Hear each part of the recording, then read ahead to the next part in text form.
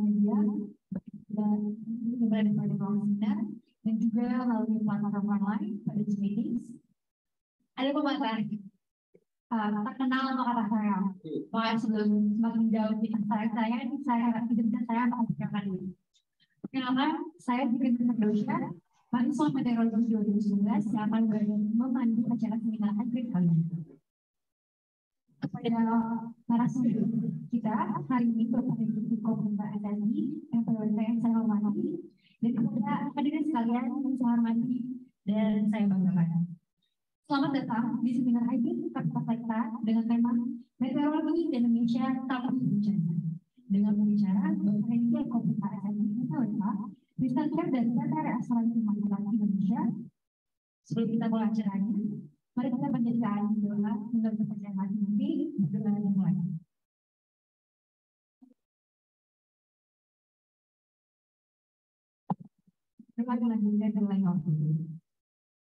Langsung saja untuk acara pertama acara berikutnya yaitu acara ini pemaparan materi dari narasumber dengan topik meteorologi Indonesia tanpa bencana. Kepada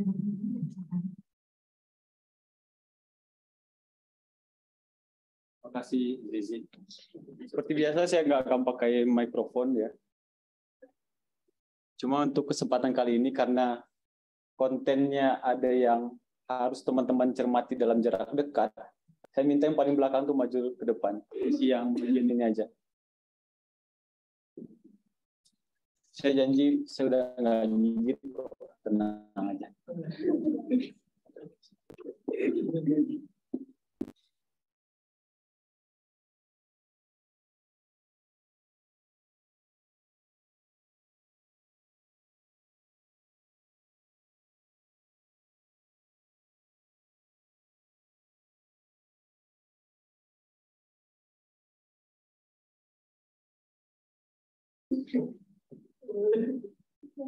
Oke, kita mulai ya. Minggu kemarin kita sudah membicarakan satu aspek terkait meteorologi di dunia yang mungkin tidak awam sebagai jalur profesi di program studi ini. Ya, saya sudah cerita segitu banyaknya kepada teman-teman. Kemudian di minggu ini akan ada 3 topik utama yang menjadi paparan saya, sehingga materinya itu harus dipisah ke 2 minggu. Pertama, itu satu hal besar yang harus kita pikirkan, baik sebagai saintis maupun sebagai warga negara. Yang kedua, saya akan memperlihatkan satu platform yang dimiliki oleh MyPark Indonesia terkait ketahanan bangsa. Dan yang ketiga itu, izinkanlah saya, karena ini bagian terakhir, untuk memberikan semacam pandangan kepada teman-teman agar lebih efisien dalam studinya ataupun dalam membuat mimpinya untuk masa depan. Kira-kira itulah 3 hal utama yang akan menjadi topik kita di hari ini. Minggu lalu saya sampaikan bahwa pekerjaan ini menggugah buat saya. Saya ceritakan soal daun kelapa yang berwarna emas itu, yang foto yang ini. Ini kita santai aja ya di hari ini, jadi saya nggak pakai jas hari ini. Ini kalau kita lihat, ini Kali Gendol nih ke atas nih. Dan saya ini berdiri di tengah-tengahnya lahar dingin Merapi 2010. Dan kemarin itu yang saya ceritakan vortexnya ada di aliran lahar dinginnya ini. Jadi karena dia luas sekali, kemudian mudah sekali muncul si vortex kecil gitu. Puting beliung kecil, dan kita melihatnya secara visual itu sangat jelas. Dan inilah yang kemarin saya ceritakan teman-teman, privilege yang cuma dimiliki oleh para peneliti di bidang kebumian. Dan di sini kan teman-teman adalah bagian dari itu. Saya tidak mengulang prosesi perkenalan, kita langsung. Ada beberapa hal yang menjadi slide pengunci yang ada di slide sebelumnya, cuma saya kemas ulang agar kontekstual terhadap bahasan dari ini. Kemarin kita tahu bahwa Indonesia rawan bencana, bukan? Kita supermarketnya bencana, segala macam, apapun bisa disebut dan ada di sini. Dan hari ini topiknya kita arahkan sedikit lebih besar, Indonesia tangguh bencana. Saya tuh tipe orang yang selalu percaya Kalau Anda ingin seseorang berpikiran besar, berilah dia sesuatu yang besar untuk dipikirkan. Itu konteks itu.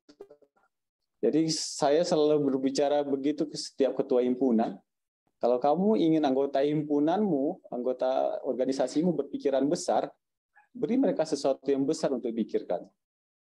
Dan Indonesia tangguh bencana ini terlalu besar untuk dipikirkan sebenarnya. Karena itu harus dikeroyok oleh begitu banyak orang. Cuma kita jelas ya hari ini di awal visinya itu adalah dengan segitu banyaknya risiko bencana alam di Indonesia, mari kita jadikan negara ini sebagai negara yang tangguh bencana. Ada kata tangguh di situ. Dan tangguh bencana itu di sini saya state sebagai sebuah perjalanan, bukan sebagai kondisi statis begitu ya yang bisa mudah dicapai. Enggak. Kita akan selalu belajar mengenai apa itu kata tangguh. Kita kuat hari ini, oke. Cuma besok kita harus lebih kuat daripada hari ini. Itu tuh maksud saya soal konteks ketangguhannya.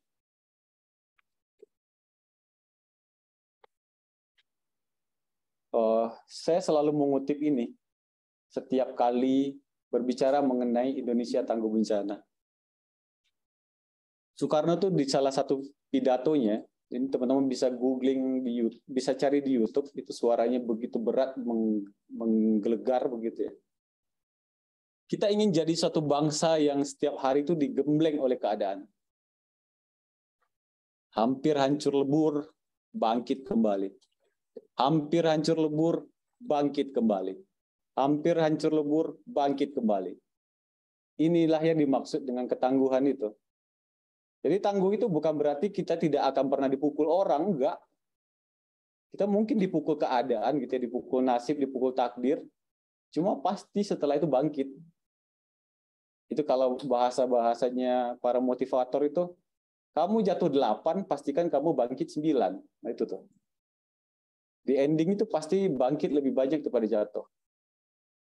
Oke, balik lagi, mari kita ciptakan Indonesia yang bisa bangkitnya lebih banyak daripada jatuhnya. Jatuhnya itu bisa berbentuk tsunami Aceh 2004, bisa gempa Padang 2009, gempa Bantul 2006. Cuma dia tidak akan mempengaruhi kesejahteraan ataupun kehidupan masyarakat Indonesia. Gimana caranya? Tangguh bencana itu, apabila kita tilik-tilik ya, itu ada 2 atau komponen utamanya. Pertama, dia tangguh secara kelembagaan. Yang kedua, dia tangguh secara pembiayaan. Teman-teman mungkin bisa langsung menebak, saya akan lebih banyak berbicara di mana. Tangguh kelembagaan ini, sekarang istilah populer itu adalah konsep pentahelix, di mana ada 5 pihak yang berperan untuk menuju satu tujuan. Pemerintah ini jelaslah dalam konteks ini ada BNPB di pusat, ada BPBD di daerah, ada Bappenas, ada pekerjaan Kemenkyu soal anggaran, dan kementerian atau lembaga yang terkait. Ada universitas, disinilah Mas Edi, Mas Joko, Pak Triwayu Hadi, dan kalian mungkin nanti ke depannya berperan. Ada masyarakat dan komunitas. Kemarin dan hari ini hadir di tengah kita tuh Kang Riki, yang kalian orang-orang Zephyrus pasti sangat kenal dengan Kang Riki. Dia adalah salah satu contoh manifestasi dari keterlibatan komunitas dalam membentuk Indonesia tangguh bencana.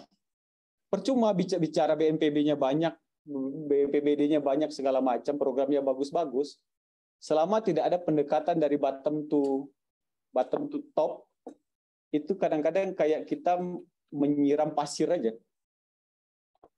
Kamu siram 1 ember hilang, 1 baskom hilang, 1 truk hilang gitu. Karena apa? Karena dari pasirnya itu tidak punya inisiatif sendiri untuk bisa menyerap airnya. Dan karena itulah sedari awal berkenalan dengan Kang Riki dan teman-teman itu, saya punya optimisme sendiri begitu. Di sini yang tidak kenal Kang Riki siapa? Oke, cuma 1 orang, sisanya kenal benar Kang Riki kan? Yang dari komunitas Jaga Balai dan dulu di Garda Cah di Marjalaya. Oke. Ada media. Media ini sangat penting dalam membentuk persepsi masyarakat. Dulu waktu masih program studinya geofisika dan meteorologi, Dosen-dosen itu sepakat untuk membuat satu acara setiap tahun pembekalan kepada seluruh wartawan. Diundang tuh wartawan Kompas, wartawan media Indonesia, segala macam, duduk di ruangan ini nih, untuk menjelaskan istilah kebumian itu apa aja. Bagaimana cara membaca kalau peneliti itu bilang potensi tsunami 45 meter, tuh cara bacanya gimana? Apakah bisa kita pukul rata di sepanjang selatan Jawa itu 45 meter gitu? Itu diajarkan kepada wartawan waktu itu.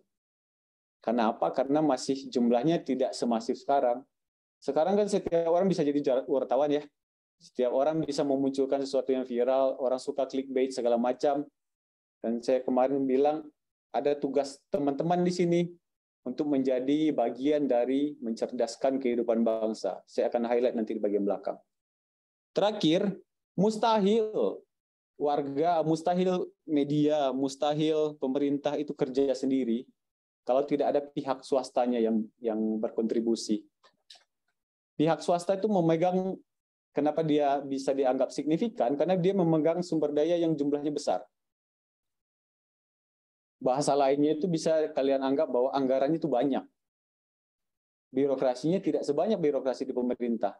Sehingga kalau dia membantu orang, itu bisa lebih luas. Nggak seperti yang sesi kemarin yang kita mute itu ya, dari gubernur sampai ke warga itu ya, itu bisa di-cut tuh sama si industrinya. Dan sekarang kita sedang dalam kondisi bagus-bagusnya. Pemerintah pusat, BNPB, sangat menggaung-gaungkan apa yang dimaksud dengan konsep pentahelix ini. Oke. Kedua, soal tangguh pembiayaan. Ini logika umum nih ya. Kalau saya tanya teman-teman, misalnya hari ini Bandung kena gempa, banyak rumah hancur-hancur. Untuk membangunnya kembali itu datangi dana dari mana? Coba satu ulum dari mana uangnya? Ada biaya investasi yang dikeluarkan mau, nah KW harus diganti. Bisa masuk ke realokasi anggaran ya. Kamu dari mana uangnya? Pakai duitnya, belinya gitu. Jadi belum jasa masang oleh yang. Berarti ketaatan si masyarakatnya ya. Nah, di sini saya tambahkan lagi yang konteks kemarin sudah mulai kita bicarakan, yaitu soal asuransi bencana. Jargon pemerintah itu terkait pembangunan pasca bencana itu selalu mentereng gitu ya, selalu grande, build back better, bangun lebih bagus, lebih kokoh bangunannya. Pertanyaannya duitnya dari mana gitu? Oke. Kita lihat dulu deh, bagaimana konteks kehadiran negara terkait bencana. Ini undang-undangnya masih undang-undang lama, 24/2007, karena belum ada penggantinya. Jadi pemerintah itu bertanggung jawab untuk membiayai program-program pasca bencana yang meliputi seluruh operasi tanggap darurat, rehabilitasi, rekonstruksi, itu masuk di situ, ada recovery juga, dan juga untuk membangun ulang infrastruktur publik. Dan di sini saya highlight khusus ya, memberikan bantuan finansial rumah rakyat. Jadi secara undang-undang, pemerintah itu wajib membantu rakyatnya untuk bangun kembali rumahnya yang rusak akibat bencana. Di beberapa bagian negara lain, kegagalan negara dalam hal yang bagian A ini menyebabkan revolusi. Rezim itu digulingkan karena tidak becus mengurus pasca bencana. Karena segitu kritikalnya si kondisi emergensi sudah bencana itu ya. Kalian lihat deh footage-nya sesudah tsunami Aceh 2004 tuh. Teman saya datang ke situ, kuatnya berapa lama? Cuma seminggu. Kepala di sini, tangan di situ. Di sini udah gosong, apa segala macam. Kalau kalian sekolah relawan ke tempat bencana, itu ada durasi maksimum kalian boleh berada di sana. Seminggu atau 10 hari, saya kurang lupa hal pastinya. Karena apa? Karena itu memunculkan efek psikologi yang tidak enak. Saya pernah waktu di Merapi 2010 itu lihat kerbau di dalam selokan itu udah gosong. Kebayang-bayang 3 hari itu kerbau loh. Teman saya itu lihat manusia tadinya yang di Aceh itu. Dibayangkan kalau kalian adalah warga situ yang tidak punya opsi untuk kembali ke tempat asal, tiap hari harus berhadapan dengan tumpukan tsunami, di sana sini masih menemukan potongan badan, itu tuh sangat-sangat traumatis gitu. Dan kita perlu secepat mungkin keluar dari kondisi emergency tadi. Terkait pembangunan kembali rumah rakyat, polanya yang ada sampai sekarang itu beragam di pemerintah. Saya tulis di situ pola 1, waktu Bantul, pemerintah kasih 20 juta per rumah. Waktu di Padang dan Tasikmalaya 2009, itu di breakdown jadi 3. Rusak ringan, sedang berat, 1 juta, 5 juta, dan 15 juta. Di Lombok itu naik angkanya. Lombok ini sudah Jokowi, 2018 ini. Dia berikan ringan 10 juta, sedang 25 juta, dan berat itu 50 juta. Apakah cukup atau tidak? Nanti kita lihat. Oke. Tadi kita bicara pembagian antara pusat dan daerah. Kalau teman-teman pernah berinteraksi dengan pemerintah daerah ya, ketergantungannya terhadap pusat itu sangat-sangat tinggi. Kalau tidak ada uang dari pusat, jangan harap program itu berjalan. Pusat itu baru bisa mengeluarkan uang saat ada proposal dari daerah. Jadi Padang nih, 2009, kena BPBD, Pemprov, Pemkot, bikin proposal pengajuan dana ke Kementerian Keuangan. Tahu lah kan, lamanya bikin proposal. Kalian bikin proposal penelitian segimana? Kemudian direview dulu, ditinjau lagi di pusat, cocok apa enggak. Kemudian baru kalau disetujui diturunkan anggarannya. Jadi belum lagi di sini highlight-nya itu adalah anggaran BNPB sangat terbatas. Setelah ini saya akan bicara soal relokasi anggaran. Ini adalah 2 pernyataan yang sangat valid dari 2 orang paling penting mungkin di Indonesia tahun 2018. Pertama Pak Yusuf Kalla, masih wakil presiden waktu itu. Industri kami, industri disaster risk financing and insurance, itu penting. Karena apa? Karena kalau semuanya ditanggung APBN, negara itu tidak akan pernah bisa kuat, perlu cari solusi untuk itu. Bu Sri Mulyani masih Menteri Keuangan sampai hari ini, dia keluarkan angkanya. Tiap tahun Indonesia anggarkan 4 triliun cadangan dana bencana. Rata-rata kerugian ekonomi per tahunnya itu 22,8 triliun. Kalian bisa kalkulasi dengan mudah tuh gapnya berapa tuh. Gapnya artinya adalah negara nggak punya uang sebanyak itu. Sedangkan nggak bisa milih-milih nih, masyarakatnya harus dibantu bagian ini aja deh. Yang di Padang aja, yang di Tasikmalaya jangan, tuh nggak bisa. Dia selalu bilang perlu ada ide baru untuk menutup kekurangan ini. Oke, kalau teman-teman berada di circle disaster risk financing, melihat Kementerian Keuangan bicara soal dana bencana, ini slide umumnya nih. Ini slide sampai 2019 di situ tuh. Saya tidak berniat untuk memperbarui slide-nya karena angkanya sama. Karena gap-nya segitu-segitu aja tuh. Ini kan dalam USD ya. Segitu pentingnya kita untuk membantu negara ini gitu. Balik lagi ya, hal besar untuk dipikirkan, oke? Ini realita nih, contoh. Ini saya ambil dari Kompas 10 Januari 2019. Saat kondisi tanggap darurat di Lombok dan Palu tuh udah sedikit reda, sehingga bisa menghitung kerugiannya itu dengan lebih presisi. Palu Donggala kerugiannya 22 triliun. Lombok itu 12 triliun. Kalau di total 34 triliun. Dana pemerintah itu cuma ada 18,4 triliun. Oke. Asuransi itu yang saya tambahkan sendiri di slide ini, tidak ada di bagian Kompasnya. Kami mengeluarkan 2,8 triliun untuk bayar klaim waktu itu, untuk dua daerah ini. Jadi kalau itu dihitung ya, masih ada gap pembiayaan itu 12,8 triliun. 12,8 triliun, oke? Bandingkan deh dengan berapa APBD-nya Bandung. Artinya uang ini berapa tahun bisa membiayai Bandung tuh. Segitu besarnya skalanya. Kita bicara ke dana yang tersedia, oke? Dana dalam negeri itu cuma ada 6T.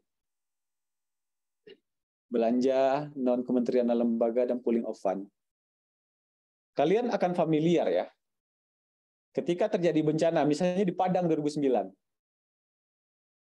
Sri Mulyani harus mengucurkan dana ke situ, tanggap darurat. Yang implikasinya apa? Implikasinya ada jembatan di tahun itu yang harus dibangun, ditunda pembangunannya. Ada sekolah yang harus dibangun tahun itu, ditunda pembangunannya. Itu namanya realokasi anggaran. Dan kemarin di tahun-tahun COVID, di mana tidak ada orang bisa memprediksi COVID dan dampaknya, realokasi anggaran itu dilakukan besar-besaran. Hasilnya apa? Pembangunan bisa jadi mandek 2-3 tahun. Jadi tidak semudah itu kita kesal dengan jalanan bolong-bolong atau apa begitu ya. Kemarin saya bicara soal ranah kebijakan publik. Itu tuh luas banget tuh. Ketika saya dulu lulus dari Meteo, dari ilmu kebumian ya, saya cuma nggak mau tahu, pokoknya harus ada anggaran buat bikin early warning system buat tsunami di Pangandaran. Ternyata nggak bisa gitu ngomong ya. Harus ada sisi lain yang mengulik bagian anggarannya, ada sisi lain yang mengulik bagian kebijakannya. Apalagi di kita yang sekarang apa-apa tuh dipelototin tuh.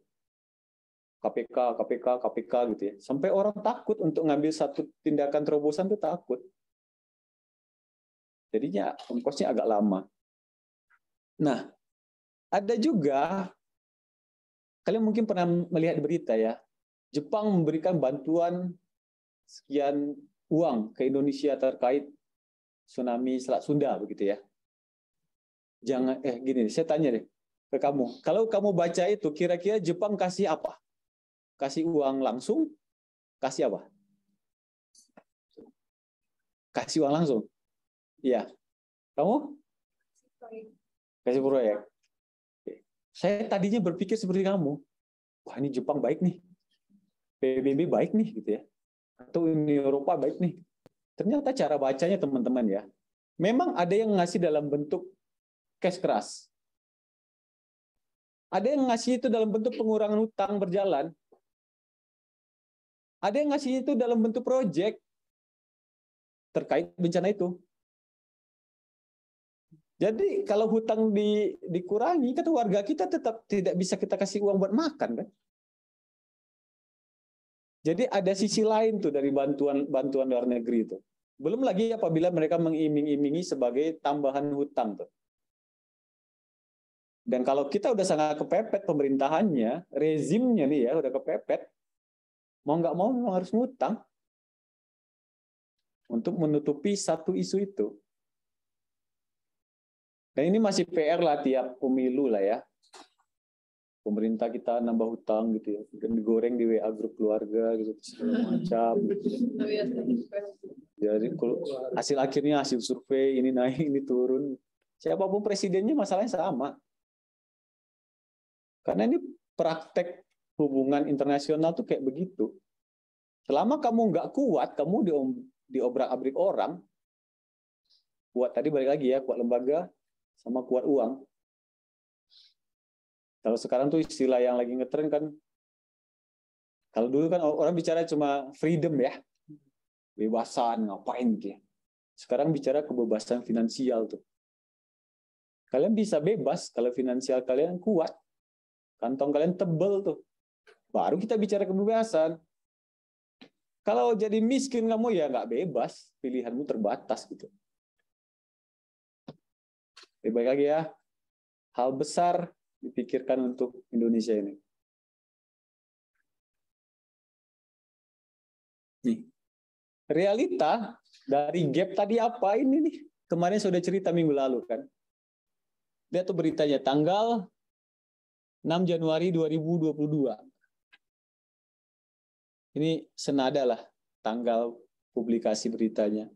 Ma'ruf Amin minta proyek hunian tetap korban bencana Sulawesi Tenggara dirampungkan. Dia sampai harus minta. 3 tahun berlalu, 3.000 lebih korban gempa Palu masih tinggal di hunian sementara. Wapres ingin hunian tetap korban gempa Palu segera selesai. 3.000 orang tuh banyak loh teman-teman. Dan bayangin kan mereka tinggal di bedeng. 3.000 orang 3 tahun. Di sini siapa kosannya paling kecil? Nggak ada yang pernah ngukur kosannya ya. Jadi 3 tahun. Mode-nya itu adalah mode survival mode gitu. Orang yang berada dalam tahap survival kan susah bahagia ya. Susah namaste gitu hidup. Terdesak terus sama himpitan tempat tinggal, himpitan segala macam. Sementara tuh jangan pikir ya kan gimana-gimana ya, mungkin praktis kayak bedeng lah. Suara tetangga sebelah, kalian cuma dikasih satu kotak, satu keluarga, satu kotak gitu. Tetangganya ya akan terdengar suaranya, ngapain aja. Itu lingkungan yang toksik gitu ya kalau bahasa sekarang. Nah kita kan nggak mau ya, ada warga negara kita tinggal di kondisi toksik itu lama-lama. Oke. Ini slide bridging lagi. Minggu kemarin saya sampaikan slide ini ya. Cuma saya ingin meng-highlight lagi nih. Kontribusi terbesar kita terhadap Indonesia tangguh bencana itu adalah menyumbangkan pikiran agar negara ini bisa memanage risikonya dengan sebaik mungkin. Kenapa? Karena kita tidak bisa memanage sesuatu yang sifatnya itu tidak pasti gitu. Tugas kalian di sini itu mengukur risiko bencana hidrometeorologis ITB. Itu tuh, kalau konteks kita ya. Kalian harus bisa ukur. Karena kalau dengan mengukur itulah bisa dikelola gitu ya. Naik tangga, tinggi tangga berapa? 20 cm. Jangkauan langkah kalian berapa? 15 apa segala macam dihitung. Sehingga kalian dari tangga 0 sampai tangga atas itu aman. Tahu berapa lama sampai ke tingkat tangga ke 100 gitu.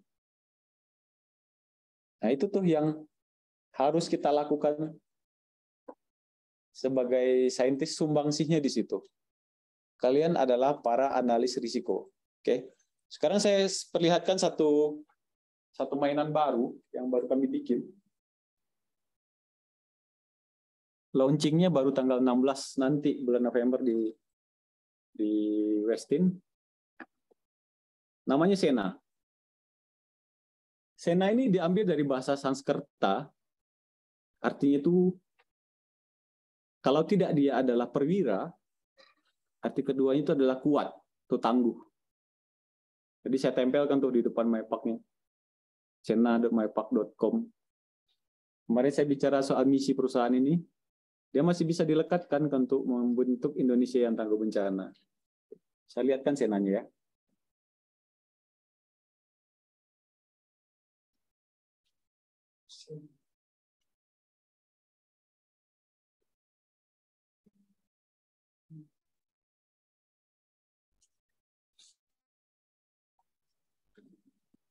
Oke. Aksesnya di sena.mypack.com. Ini tidak tersedia untuk publik. Itu dulu. Ini disediakan untuk seluruh perusahaan asuransi yang berbisnis dengan mypack, yang memiliki mypack Indonesia. Jadi setiap perusahaan akan punya akun sendiri nantinya. Oke. Setelah ini hint-nya dulu nih. Setelah ini saya akan meminta kalian untuk menjabarkan apa yang kalian lihat di Sena ini, kira-kira ada di mata kuliah apa di sini. Oke? Saya login dulu sebagai admin ya.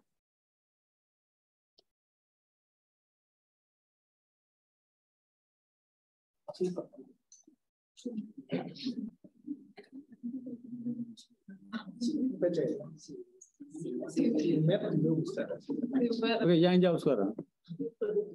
Oke, ketika kita login, ketika setiap perusahaan asuransi nanti login, dia akan diperlihatkan distribusi portofolio asuransi gempa buminya. Warna di sini itu menunjukkan nilai.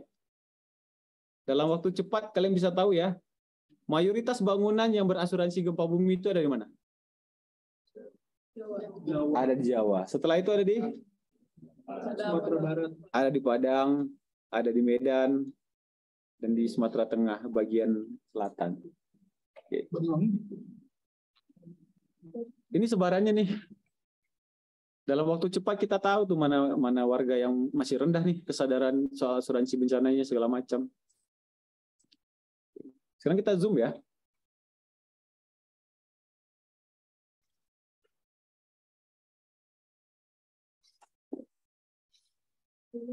Oke. Kedetailan datanya seperti ini. Kalau kita klik poin di sini, ini memperlihatkan titik bangunannya dengan tingkat resolusi ketepatan tertentu. Klik satu, itu tahu asuransinya siapa, nama orang yang punya rumahnya, nomor polisnya, alamatnya, dan deskripsi nilai bangunannya. Bangunannya aja 3 miliar yang ini. Karena dia rumah tidak ada mesin di dalamnya, stoknya juga tidak ada, others tidak ada, segala macam. Sudah sedetail itu kami mengelola database asuransi gempa bumi, industri asuransi umum.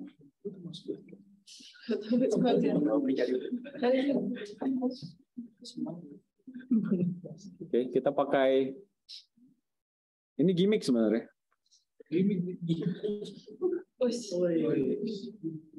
Oke. Jadi udah pakai versi terbaru lah. Di bagian sini ada detail exposure, di sini ada bagian occupation. Kalau kalian ingin tahu yang terasosiasi dengan perkebunan di mana aja di Indonesia itu bisa tinggal klik yang agrikultur begitu ya. Segala macam ini datanya. Manakah bangunan yang dibangun sesudah 2012 atau di bawah 1989 itu datanya di sini semua. Tujuannya apa? Ini untuk mengukur tingkat SNI setiap bangunannya itu. Karena SNI Indonesia yang berubah-ubah tuh. Dia disusun dengan gempa sekian, jadi minimum requirement-nya segini, segala macam. Itu beda-beda. Respon kami dalam memodelkannya juga beda-beda. Sini detail exposure. Contoh aja ya. Secara historikal kita bisa langsung tahu apakah jumlahnya naik atau turun. Di sini akan nanti terisi banyak tahun di sini. Ada juga area aggregation. Apabila kalian ingin melihat per provinsi, per kabupaten kota, atau per zonasi yang lain, itu bisa mudah di sini.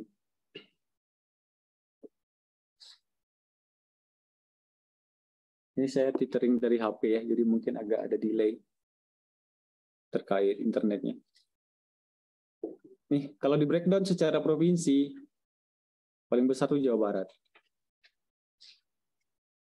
Nilainya macam.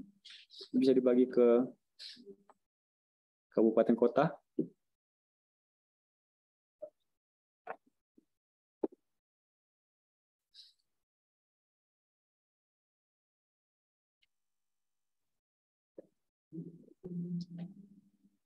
Oke.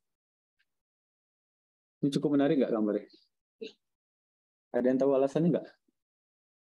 Ini adalah ini peta buta nih. Ini kabupaten apa? Oke. Ini namanya Kabupaten Mimika. Tahu nggak di situ ada apa? Apa? Ya. Nilainya segitu jomplang ya. Sehingga kalau diagregatkan di satu kabupaten, kalah tadi Jawa Barat yang satu provinsi itu. Yang lain tuh terasa apa ini warnanya? Kadang-kadang perempuan kan agak sensitif ya. Ini hijau apa biru nih ya? Tosca. Ini Tosca ya. Kalah yang Tosca yang lainnya. Jadi tidak berarti karena ada satu hal di situ. Oke. Itu fungsi pertama dari Sena. Fungsi keduanya adalah bagaimana kerentanan si portofolio tadi, gedung-gedung tadi, terhadap risiko bencana alam di Indonesia. Oke.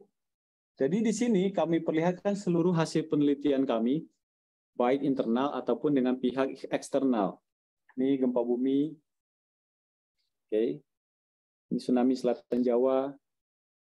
Waktu itu kami mapping dengan Pak Sriwidiantoro. Ada juga yang banjir DKI Jakarta.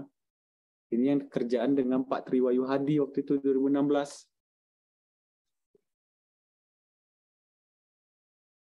Sama, kedetailannya seperti tadi. Dalam waktu cepat, setiap perusahaan asuransi tadi akan mengetahui dengan mudah berapa banyak exposure dia, portofolio dia yang ada di wilayah rawan banjir. Ini karena loading aja, nanti akan keluar bagian yang kuning-kuning tadi. Oke, ini kalau kita klik aja satu ya.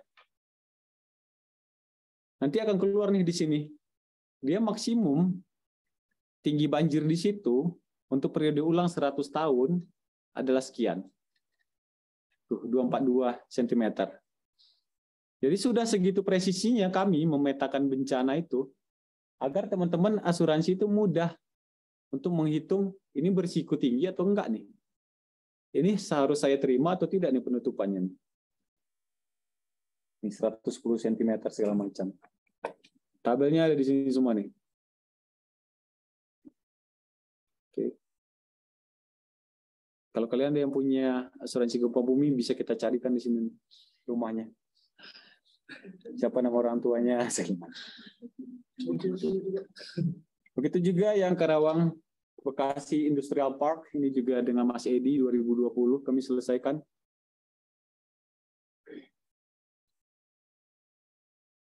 Jadi mungkin sebelum ada MyPark dan saya datang ke kampus ya Mas Edi itu bingung peta banjirnya dipakai buat apa ya gitu. Cuma setelah kenal satu jalur di industri asuransi umum itu, dia tahu ternyata peta banjir saya itu bisa dipakai oleh perusahaan asuransi untuk melakukan bisnisnya. Dan tentu kan tidak gratis ya kalau dipakai perusahaan ya, ada biayanya segala macam. Nah disitulah Mas Edi mulai melakukan apa yang namanya marketing. Ini yang kemarin kami kerjakan dengan Kang Mirzam. Jadi ada potensi sebaran abu akibat Bromo, kemudian kelut,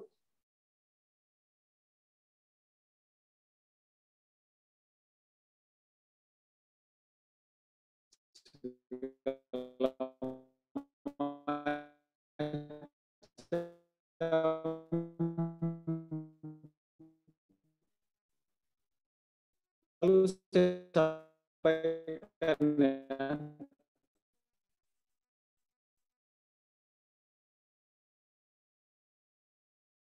dan juga Thomas Adi Satwa Divisi Komersial, ini biasanya itu mengukur si sebaran abunya.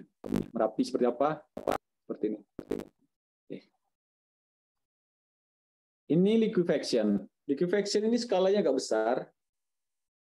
Ini adalah yang diterbitkan oleh Badan Geologi dengan apa namanya Atlas Likuifaksi Indonesia. Ini kami incorporate ke dalam SENA. Setelah di sini ada di audiens mungkin orang yang melakukan digitasi, itu namanya Mas Denis, angkatan 2009 Meteo. Dia petakan lagi tuh. Kalian masih ada yang ngerjain digitasi nggak? Enggak. Kita dapat petanya doang nih, nggak ada SHP-nya nih. Kita mau bikinin dia jadi vektor yang bisa diolah segala macam di GIS. Digit kan istilahnya. Di praktikum biasanya. Sekarang saya tahu mana yang mau perhatikan, mana yang tidak, oke? Oke. Di map. Iya, betul. Oh. Terakhir yang ada di sini itu adalah kemarin kan juga diperlihatkan peta kenaikan muka laut kan akibat perubahan iklim di tahun 2050 apabila tidak ada upaya mitigasi yang dilakukan. Kami lakukan di 9 kota. Kota utama pesisir di Indonesia, ada Medan. Ini masih alumni kita yang ngerjain Mas Denis tadi. Sama, risk value-nya sudah segitu granularnya. Tidak lagi main level rendah, sedang, tinggi, itu enggak. Karena angka begini, itu bisa kalian langsung kalkulasi dengan presentasi kerugiannya. Yang kemarin kurva vulnerability itu. Dan bisa langsung direct tahu estimasi kerugiannya berapa. Medan, Batam. Ada orang Batam di sini?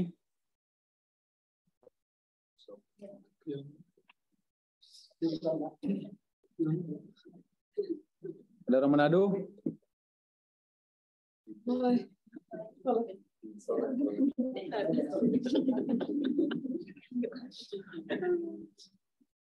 Mestinya kalian semua udah bisa mapping ini. Oke.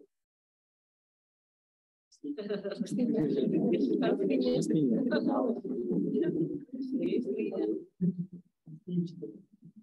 Kadang-kadang begini ya teman-teman ya. Saya juga dulu memiliki apa yang namanya itu mental blocking. Saya tidak pernah merasa diri saya itu berharga gitu. Hal yang saya lakukan tuh tidak ada gunanya kira-kira ya gitu. Setelah saya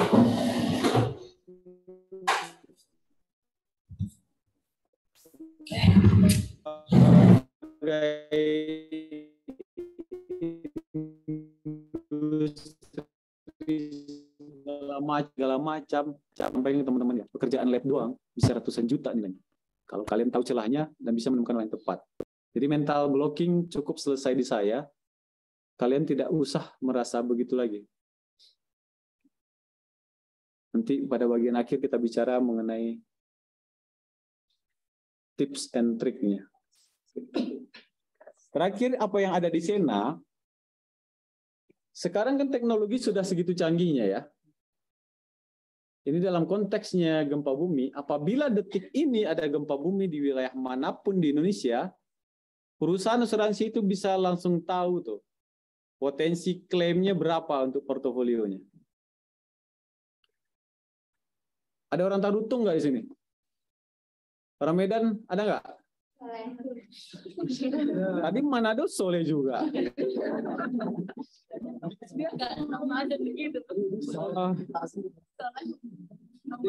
Soleh di mana? Di Medan ya?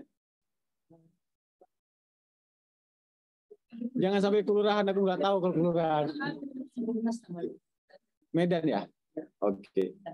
Ke Tarutung berapa lama? 3 jam? Oh. Iya, di Oktober kemarin ada gempa kan di Tarutung ya?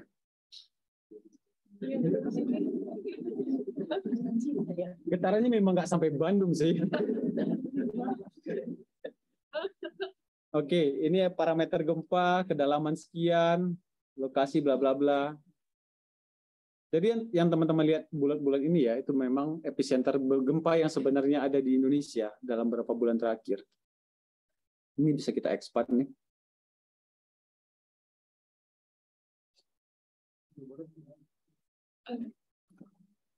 Kegelapan warna itu menentukan si intensitasnya.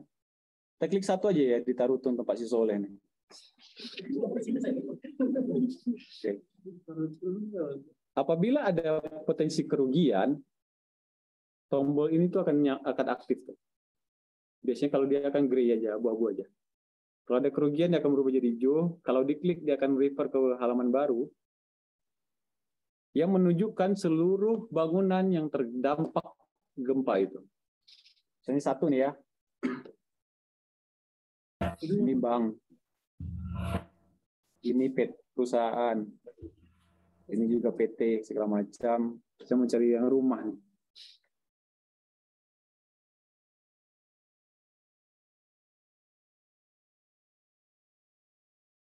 Oke, nggak ada lah. Ini aja, anggaplah bangunan-bangunan yang dimiliki perusahaan ya.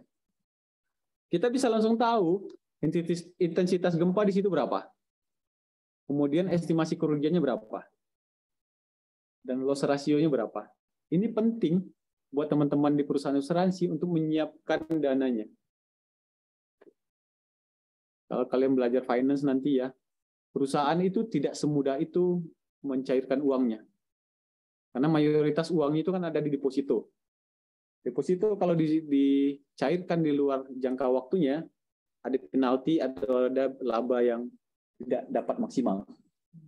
Ini nih membantu mereka menyiapkan uang, kemudian dilakukan pencairan pada termin yang mereka inginkan. Di bagian kanan, ini ada deskripsi gempanya, kabupaten kota mana saja yang kena, dan MMI rata-rata di wilayah itu, kerugian apa segala macam. Kalau kita lihat details di sini, langsung tahu tuh, perusahaannya bla bla bla segala macam. Dan ini ada koordinatnya. Dia akan redirect ke Google Maps. Jadi kalau kalian dari perusahaan asuransi ingin survei ke tempat ini, buka Sena, lihat yang terdampak, Google Maps, direction. Semudah itu kami menyiapkan platform ini buat teman-teman asuransi. Di bagian akhir ini ada juga istilahnya itu pelaporan klaim. Jadi pelaporan klaim dari Sena ini akan langsung bisa terkoneksi dengan platform kami yang lain, namanya itu e-claim, e-claimnya MyPark. Jadi nggak lagi main tradisional, submit dokumen, print PDF, segala macam, nggak lagi. Ini sudah dari mesin ke mesin. Ini mainan yang akan di launching sebentar lagi. Wah, ada Pak Irlan di sini ya. Pak Irlan ini angkatan saya dan paling jago GIS waktu itu. Sekarang beliau jadi dosen di Unisba. Dosen gemoy lah. Gitu. Ampun, Bang Eki. Halo, Om Irlan. Sorry. Kita lanjut ya. Ini sebentar.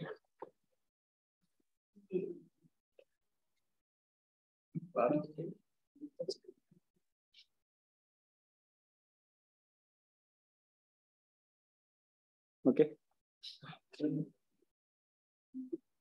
Oke, ini Mas Edi. Karena ini termin pamungkas saya di Kapsel tahun ini, saya ingin jadi Hengki Teguh lah bagian-bagian belakang. Memotivasi adik-adik di sini. Oke. Istilah ini ada waktu kepemimpinannya di kelas berapa itu ya? Waktu pandemi saya juga ngisi. Saya pesan ke teman-teman yang ada di situ, mungkin kalian pesertanya kalau nggak salah ya. Selesaikan satu siklus di kampus.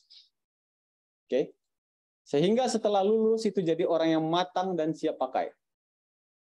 Message-nya itu. Ada beberapa bagian nanti. Ada 3 bagian. Pertama, itu namanya itu scientific temper. Oke. Ada yang tahu bedanya pelatihan dengan pendidikan nggak? Yang tahu boleh pulang. Siapa? Jadi semua nggak ada yang tahu ya. Ada yang tahu nggak bedanya pelatihan dengan pendidikan? Silakan. Kalau pelatihan itu melatih suatu skill, kalau pendidikan itu karakter juga dan kayak pola pikir. Kamu boleh pulang. Itu jawabannya tepat. Kelas ini pelatihan apa pendidikan? Universitas itu pelatihan apa pendidikan? Jadi kalian waktu di wisuda nanti itu adalah orang yang terdidik ya. Oke. Tidak sekedar orang yang terlatih. Terlatih ada juga porsinya, cuma mayoritas itu adalah terdidik. Kalau katanya Anies Baswedan sebelum dia heboh itu, waktu dia di awal Indonesia mengajar, dan saya masih sangat hormat ke beliau, dia bilang begini, mendidik itu adalah tugas para orang yang terdidik. Oke. Kalian semua yang ada di kelas ini, orang-orang yang terdidik, itu harus bisa menjadi sumber cahaya tersendiri di masyarakat nanti. Bekalnya apa? Bekalnya di sini yang saya sebut satu, scientific temper. Tadi saya diskusi agak lumayan dengan Abel perihal sarjana teknik dan sarjana sains ya. Dan saya bilang sains itu menarik karena apa? Karena dia menjadi ingredients dari kita. Scientist itu adalah orang yang tidak pernah jump to conclusion. Logiknya itu terbangun. Tiba-tiba dia hipotesa ngasal tuh nggak akan. Karena dia tahu setiap langkah, setiap kesimpulan, setiap pernyataan itu fondasi, piramida, argumentasi itu kuat. Saya bangga jadi saintis karena apa? Saya jadi bagian dari piramida ilmu pengetahuan dunia. Meskipun ukurannya itu cuma sebesar kerikil segini nih. Cuma ada kontribusinya di situ. Kelas itu harus bisa menghasilkan orang yang, kalau di sini scientific temper itu bukan istilah umum ya sebenarnya. Cuma itu di pertama kali agak populer tuh dari Jawaharlal Nehru. Kalian tahu siapa? Betul, beliau temannya Bung Karno. Scientific temper itu adalah jalan hidup, di mana setiap kita bertemu dengan fenomena harian, proses itu tidak akan jauh dari ini. Bertanya, observasi, mulai bikin hipotesa, menguji pernyataan sendiri, apa segala macam, dan yang terakhir itu mengkomunikasikannya. Kalian harus bisa menjadi orang yang mencerahkan WA grup keluarga saat ada yang percaya di situ kalau bumi itu datar. Nah, gimana tuh? Oke. Itu tuh tantangan yang nyata ya. Tiba-tiba paman kirim link YouTube, ternyata bumi datar. Untuk dipahami bersama, kira-kira begitu ya. Gimana cara kalian mengkomunikasikan ke paman tadi kalau bumi itu nggak datar? Bisa nggak? Itu baru paman loh ya. Belum preman tuh. Preman kan tekanannya beda lagi ya. Kalau pamannya paling tekanannya didiemin kan. Itu tuh, tanyakan ke diri masing-masing tuh. Apakah kelas sudah menyiapkan kalian menjadi orang yang seperti itu? Observasi, bikin hipotesa segala macam, dapat sesuatu intisari dari pengetahuan dan kemudian mengkomunikasikannya.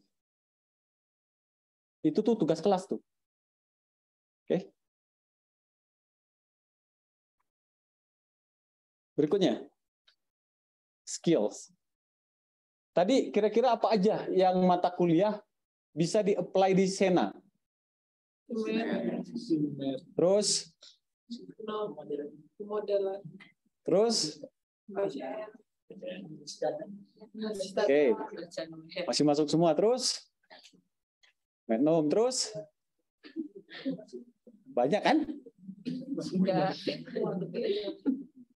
Banyak. Yang bikin Sena tadi itu kakak kelas kalian angkatan 2012. Sena itu dibikin oleh Circle Geo, tempat si Irwan magang tuh, dan sekarang masih magang di situ. Namanya Bobby. Ada Sony juga, ada segala macam. 4 orang alumni Meteo. Saya menilai Sena tadi itu sebagai advance platform ya. Bukan ecek-ecek lah gitu. Dan itu mungkin terjadi, lama pengerjaan itu cuma 6 bulan. Mungkin terjadi karena si 4 orang alumni tadi itu sudah terbekali dirinya dengan skill dasar untuk bisa membuat seperti itu. Oke. Jadi pertanyakan lagi ke diri sekalian nih. Saya udah punya skill dasar apa ya sekarang ya? Di sini saya cuma sebutkan 2 aja nih, geospasial, GIS. Kemarin saya memuja Mas Edi dan memang begitu konteksnya. Meteorologi itu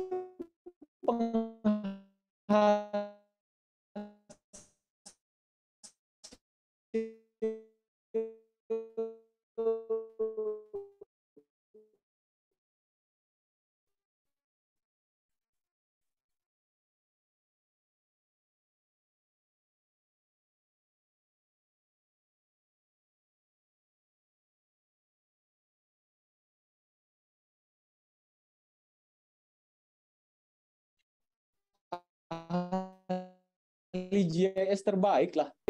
Itu kayak apa ini? Itu tidak sesibuk itu ya. Loh ke kalian. Itu Sariwangi. Oke, itu satu ya. GIS jangan standar-standar aja kalau keluar dari Meteo. Kedua, sekarang itu apa yang lagi rame itu di pasaran? Big data. Oke. Dan ini nih nggak harus orang Meteo loh. Cuma kalau kita, dulu Pak Triwayu Hadi balik ke program studi meteorologi ini ya, dia mengkritik satu hal. Kok bisa-bisanya program studi meteorologi tidak membuat prediksi cuaca? Oke. Dulu oke lah kita main sinoptik tuh, di kertas gambar, vektor angin apa segala macam itu. Prediksinya mana? Nggak ada. Beliau kan balik dari Jepang. Prediksi itu butuh HPC kan? Dia bangun tuh HPC sendiri di WCPL waktu itu. Raknya bikin sendiri aluminium yang buat orang bikin etalase itu tuh. Tambahin kaca tebel. Tambahin AC super dingin. Yang bikin speknya Mas Jun. Mas Joko segala macam. Kita itu seharusnya tidak aneh dengan analisis big data. Karena data cuaca itu kan data besar sebenarnya. Temporalnya itu bisa 3 jam, bisa apa segala macam. Nah, kalian semua udah mahir big data belum? Kemarin Kang Ian bicara soal AI-nya dipakai di Typhoon. Nyambung nggak dengan apa yang dia sampaikan? Ngerti nggak dia ngomong apa? Dan pada bagian mana di kelas kalian itu yang membekali kalian dengan kemampuan itu? Kalau belum ada, cari. Kejar. Karena apa? Karena selesaikan satu siklus di kampus. Siklus itu selalu sama ya teman-teman ya. Saat kita tidak tahu sesuatu, kita tuh biasanya down banget tuh. Wah, gue bego banget nih. Saat kita mulai tahu sesuatu, kita tiba-tiba jadi orang paling merasa tahu tuh. Gila, gini doang nih. Padahal tahunya baru segini nih. Jadi kayak orang paling jago ya. Siklusnya memang begitu. Ada namanya. Secara psikologi itu ada namanya. Dan kapan dia dianggap selesai? Ketika dari puncak bawah tadi, kondisi bawah tadi ke puncak atas, merasa paling jago, kemudian dia dihantam lagi sama keadaan tuh. Wah, ternyata gue belum tahu apa-apa tuh. Balik lagi tuh, wah ternyata gue banyak tahu tuh. Sampai dia akhirnya stabil. Bisa coret nggak?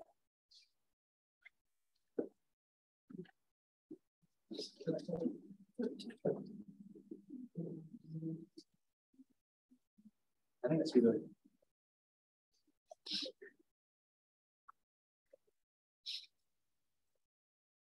Ini saya asumsikan kalian semua bisa lihat ya. Kalau nggak terlihat maksudnya usaha sendiri. Ini waktu ya. Anggaplah ini ego nih.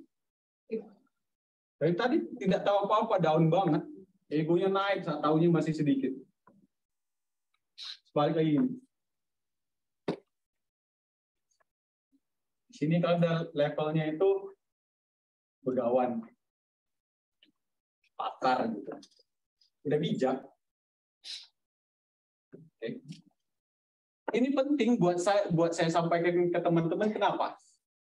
Jangan sampai masyarakat itu mengenali kalian waktu kalian ada di sini nih.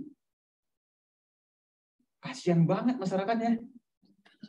Pas kena lulusan Meteo tuh pas songong-songongnya. Bukan pas bijak-bijaknya. Oke. Kurvanya selalu begini. Kalian mungkin pernah ngalamin juga ya. Kesotoyan itu bagian dari natural habit kita lah. Enggak kalian doang. Saya lebih sering sotoy. Cuma ya dulu akhirnya malu sendiri. Sama siapa? Sama diri sendiri. Oke. Scientific temper itu sebagai bagian ingredient di dalam tubuh kalian. Sementara tangan kalian itu full equipped. Dengan apa? Dengan skill tadi. Oke. Terakhir. Ini saya nemunya di tempat yang tidak saya duga. Oke, sebentar ini saya share sound dulu biar yang di Zoom bisa tahu. Ketika Adam mengatakan, Ini speakernya mana?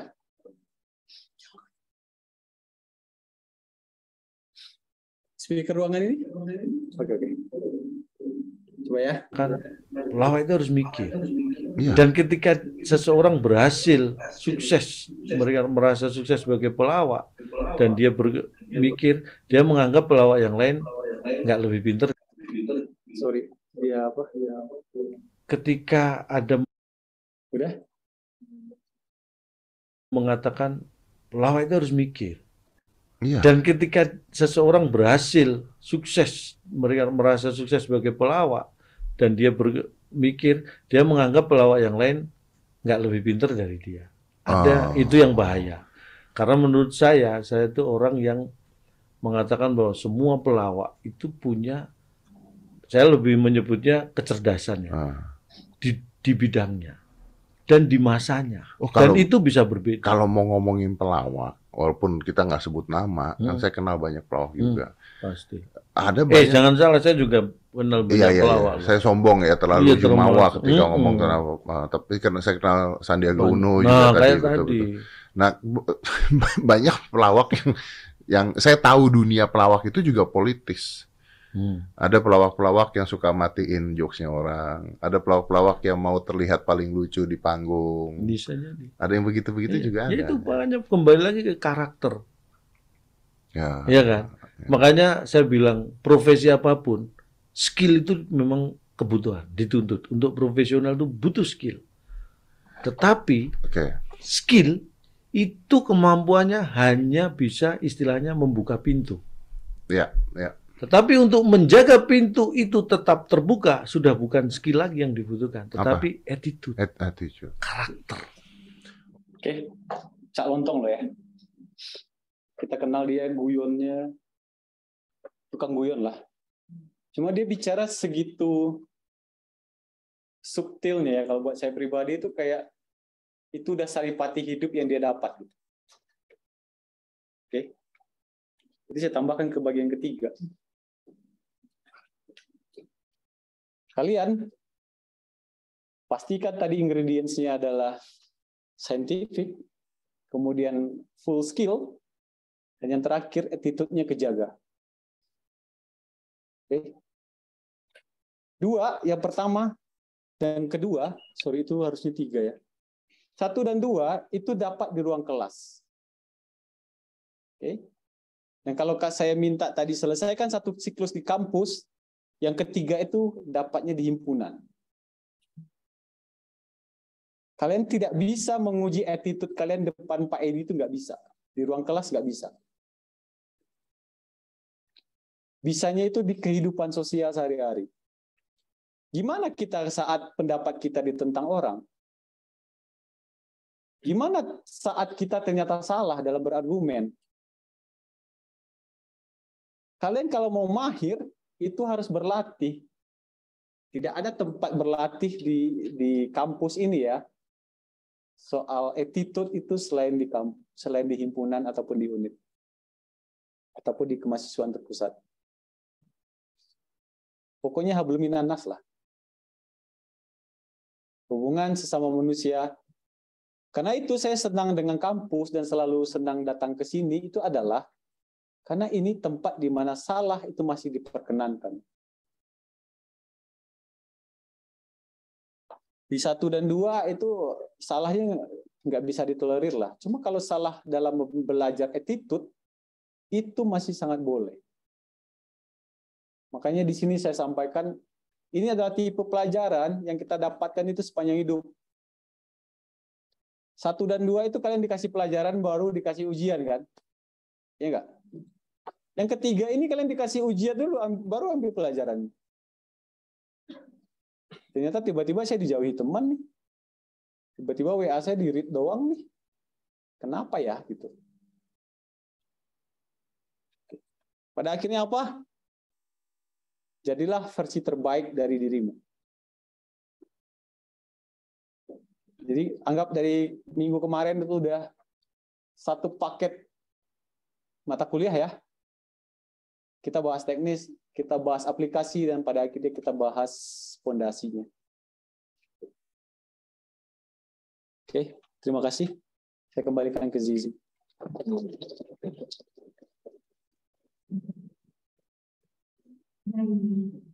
Berikan apresiasi kembali dan sekali lagi.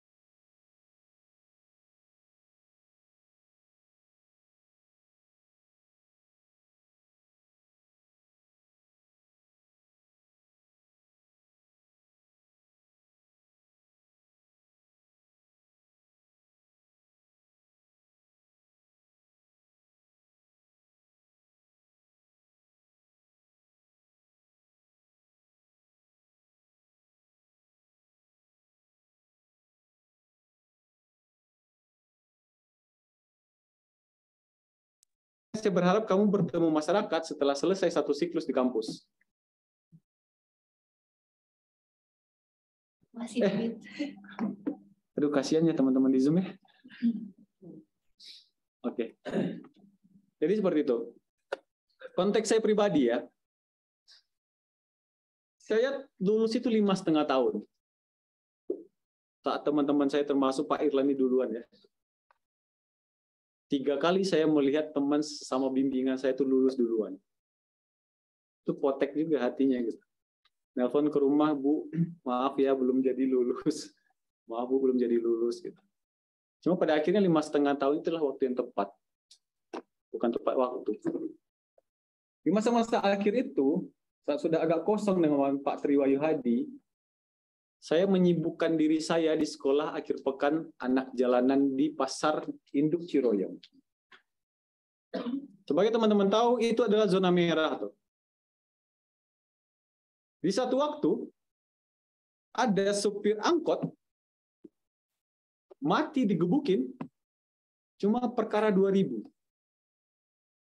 Pagi-pagi dia baru keluar dari rumahnya, berhenti di rel, didatangi preman, dipalak, minta 5.000, dia cuma punya 2.000, dianggap merendahkan, dipukulin sama premannya setengah mabok, temannya preman itu datang segala macam, meninggal di tempat. Bocah-bocah segini-gini ini, umur 7 tahun,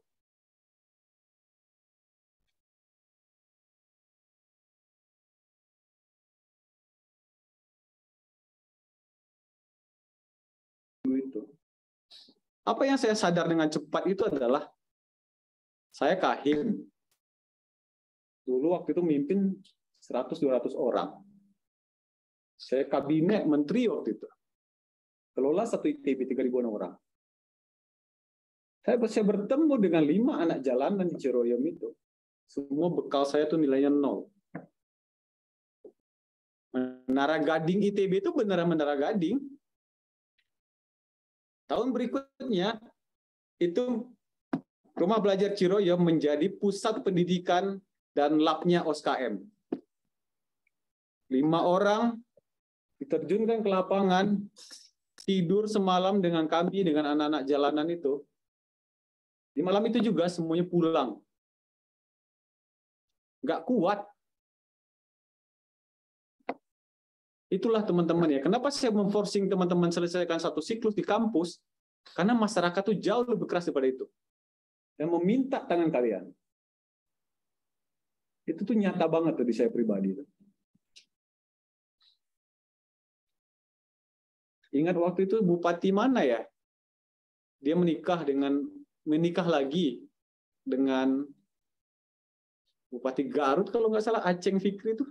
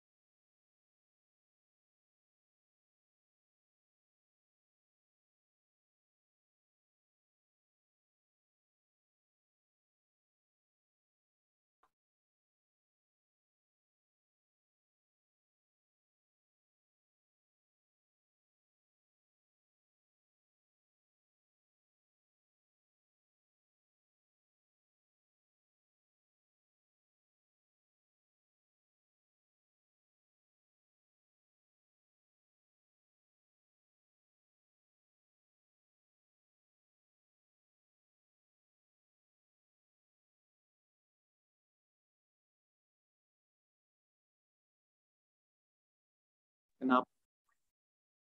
Karena bapak baru di rumah suka mukulin saya. Kayak gitu. Realita di mereka kayak gitu. Dan kalian harus siap dengan yang begitu. Ini konteksnya agak melenceng ya. Cuma tadi saya membalikkan, selesaikan satu siklus di kampus.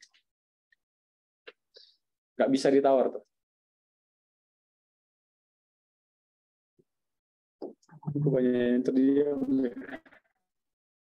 Saya berikutnya. Ada yang bertanya di ruang seminar atau di Zoom? Ada yang mau?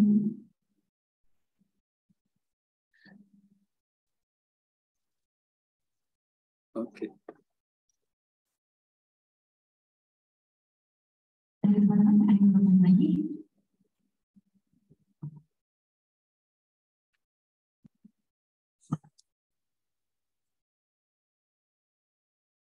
Terima kasih media dan moderator TV dan sama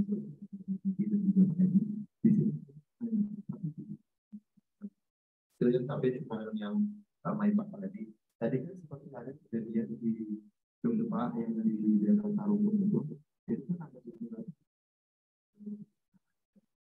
itu plannya nanti apakah itu dari Pak itu disampaikan langsung ke perusahaan itu atau dari mereka yang mengajukan proyek misal terjadi seperti itu dan untuk mekanisme dari sendiri seperti apa? Oke. Terima kasih. Ya, Ulum bertanya soal alur bisnisnya reasuransi ya. Misalnya kamu punya rumah, kemudian kamu asuransikan ke Zizi. Asuransikan ke Zizi sebagai perusahaan asuransi. Nah, nanti beberapa bagian dari premi kamu itu diberikan ke MyPark. Oke. Itu tuh bagian premi itu istilahnya. Ketika kejadian bencana, rumah kamu rusak, kamu mengajuin klaim ke Zizi, Zizi akan mengajukan klaim ke MyPark Indonesia. Jadi saya ada bagian berapa persen bayar ke Zizi untuk dibayarkan ke kamu. Dan itu SOP-nya itu ketat. Maksimal seminggu sejak dokumen diterima. Kira-kira begitulah. Ada SOP-nya di saya ataupun ada SOP-nya di Zizi. Sehingga tujuannya apa? Tujuan asuransi awal memberikan perlindungan. kamu bisa bangun rumahmu lebih cepat. Segera bisa tidur tenang lagi kalau malam. Kayak gitu. Jadi penting juga buat kami untuk mengetahui jumlah uang yang harus kami siapkan juga. Jadi manfaat dari Sena tadi itu di dua sisi itu. Untuk Zizi dan untuk saya. Kira-kira begitu.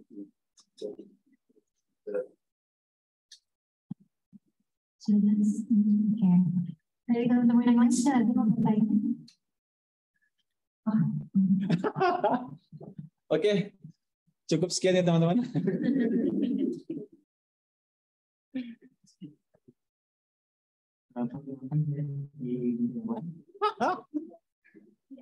Ada satu pertanyaan semoga ini bisa jadi pertanyaan terakhir. Capaian apa yang Bang Hengki akan targetkan untuk menyelesaikan kasus ini?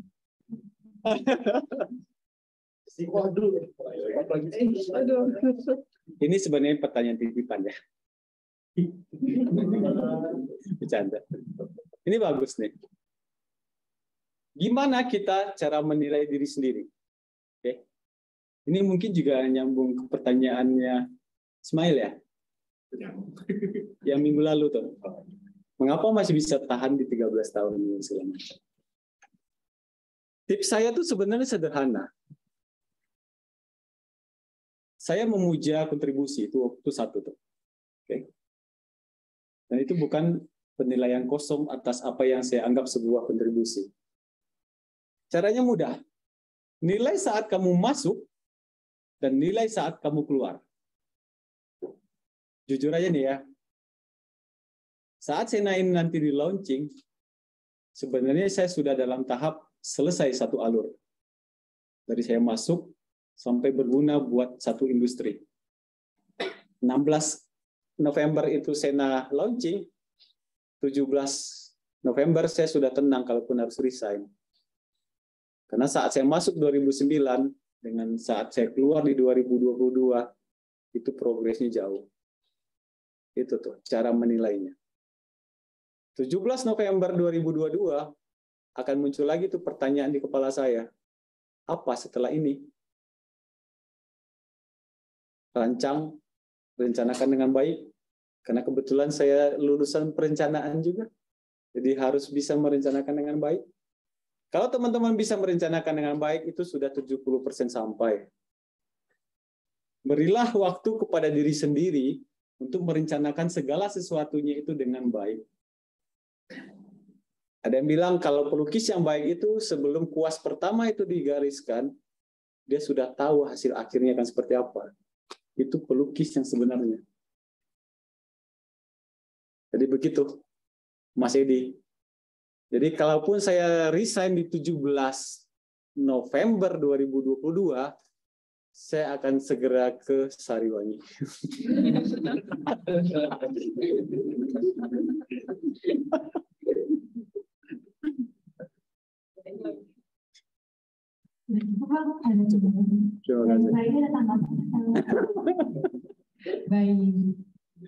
Kita masih lama ya, kita habiskan aja deh. Saya memang sengaja di bagian-bagian ini tuh agak sedikit melebar dari sekedar memberi kuliah begitu konteks segala macam. Karena kalian sudah tingkat 3, di kepala pertama itu pasti apa sesudah lulus kan? Itu pasti tuh. Tingkat 3, tingkat 4. Tingkat 4 ya? Oke. Jadi kita bisa bertanya apa aja lah, diskusi apa aja lah. Ada lagi? Oke, ini ada yang masuk dari Zumindis. Assalamualaikum Kak Hendy. Saya Indiana dari Kabupaten Kolaka Utara, Provinsi Sulawesi Tenggara. Izin bertanya, bagaimana mengatasi mental blocking Kak? Soalnya terkadang saya punya ide-ide untuk pemerintah yang ada di sini. Namun teman-teman selalu meremehkan ide saya. Akhirnya saya merasa tidak berharga dengan apa yang saya lakukan. Aduh, salam hangat dari Bandung untuk Kolaka Utara ya. Ini enaknya teknologi nih. Oke, pertanyaannya sedikit spesifik ya. Ini kasuistik lagi nih. Ketika bertemu dengan kondisi yang tidak ideal, Ini buat Indi mungkin panggilannya ya. Saya tuh tipe yang selalu mundur ke diri sendiri. Bukan masuk ke ranah orang lain gitu. Jadi alih-alih saya mempertanyakan tentang respon teman saya lebih mempertanyakan cara saya mengkomunikasikannya. Saya selalu begitu tuh orangnya. Karena komunikasi tadi juga bagian dari scientific temper gitu ya. Teman-teman, ini trik menilai dosen juga ya.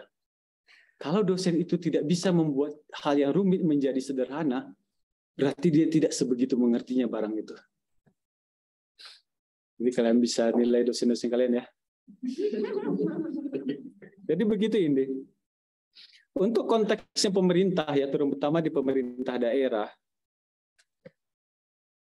saya menemukan apa yang dinamakan itu kelembaman administrasi atau kelembaman birokrasi itu.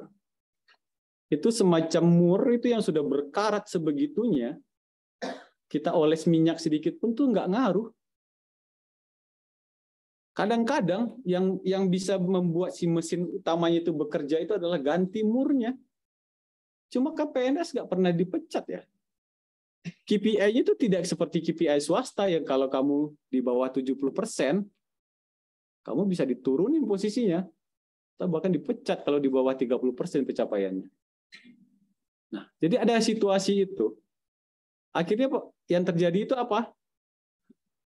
Durasi yang tadi untuk dari awal mengeluarkan ide, kemudian mempertanyakan kembali apa-apa segala macam setelah dihantam keadaan, sampai berhasil itu bisa-bisa memakan waktu panjang. Minggu lalu saya ceritain di soal bagaimana upaya kami melindungi masyarakat Padang dan Bengkulu itu terkait kemungkinan gempa bumi.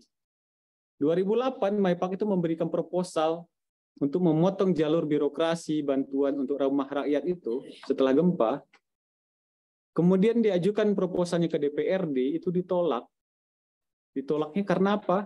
Karena dianggap uang pribadi, uang kantong pribadi gitu. Tidak dianggap sebagai investasi. 2008 kami ditolak, 2009 kejadian gempa Padang di bulan September itu. Ribuan rumah rakyat hancur apa segala macam gitu. Nah, itu tuh kalau pemerintahnya benar-benar belajar dari kesalahan pribadi ya, itu tobat massal tuh waktu itu harusnya. Coba kan nggak begitu mereka. Ya, dia akan pakai bahasa yang lain apa segala macam. Nah, sekarang di 2019 itu dicetuskan apa yang namanya asuransi barang milik negara. Dari ide pertama kami tadi, lindungi deh seluruh asetnya daerah, baik rakyatnya, baik infrastrukturnya segala macam gitu ya. Sampai ke kebijakan pertama itu 10-11 tahun. Itulah lamanya waktu yang dibutuhkan untuk memanaskan mesin birokrasi di tempat ini. Jadi kalau Indi hari ini masih memulai memberikan ide-idenya, mari kita bicara 10 tahun lagi. Jangan-jangan birokrasi memang butuh seperti itu, nature-nya begitu. Cuma ya saya akan menyampaikan itu dalam nada yang murung begitu ya. PNS kita ya di mana-mana mungkin belum progresif selain di kementerian ya. Terutama Kementerian Keuangan. Itu sangat-sangat progresif, tuh orang-orang pintar kumpul situ semua. Dan di luar kalau di daerah mungkin tantangannya jauh lebih besar daripada itu. Begitu Indi, boleh kontaknya nanti saya kasih. Terima kasih atas pertanyaannya ya. Semoga menjawab. Terima kasih untuk Pak Indi yang sudah dihubungi. Pertanyaannya luar biasa. Jadi teman-teman ada yang mau bertanya lagi? Boleh. Oke, terima kasih kesempatannya. Selamat sore, memiliki teman-teman dan juga perkenalkan saya dari Alek Metodologi 2020. Jadi bertanya Pak, ini kembali lagi ke topik soal Indonesia tangguh bencana. Dari segi kelompok bencananya sendiri, jadi Indonesia tangguh bencana yang ideal itu gimana sih Pak? Kayak kan tadi yang saya dengar nih Indonesia Tangguh Bencana itu yang kayak dapat membangun lagi si rumah yang itu secara kayak dari finansialnya kayak memiliki uangnya bisa membangun si lagi. Tapi kalau dari segi si ilmu yang terhadap di bencana tidak tahu ilmu itu yang tidak lagi Indonesia Tangguh Bencana seperti apa sih? Oke. Siap.